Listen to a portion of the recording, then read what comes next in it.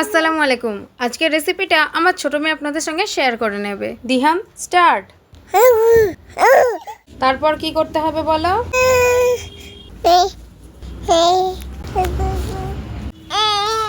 আশা করি ব্যাপারটা পুরো বুঝতে পেরেছেন আপনারা।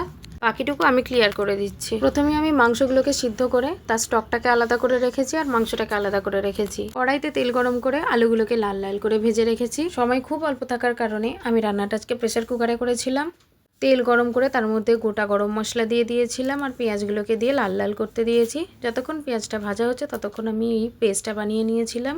এখানে ছিল আদা রসুন বাটা, তার সঙ্গে লঙ্কার গুঁড়ো, হলুদ গুঁড়ো আর জিরে গুঁড়ো। সামান্য পরিমাণ পানি দিয়ে পুরো মিশ্রণটাকে কমপ্লিট করে রেখেছি। টমেটোগুলো নরম হয়ে এলে তাতে দিয়ে দেবো পেস্টটা।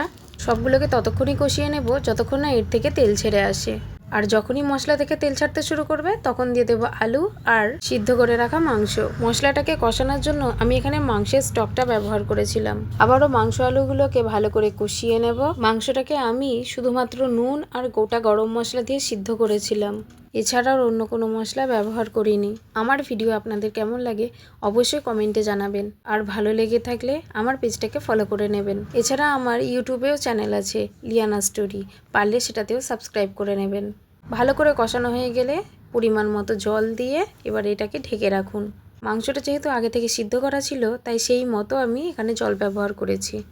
আর রান্নাটাও খুব তাড়াতাড়ি হয়ে গিয়েছিল। রান্না করার জন্য আমি এখন অ্যালুমিনিয়ামের বাসনপত্র খুব একটা ইউজ করি না, চেষ্টা করি স্টিলের হাঁড়ি কড়াইতে রান্না করতে। কিন্তু তাড়া থাকার কারণে আজকে আমি করতে বাধ্য হয়েছিলাম। 3টে সিটি মারার পর আমার রান্না পুরোপুরি হয়ে গেছে। ভিডিওটা কেমন লাগলো কমেন্টে জানাবেন।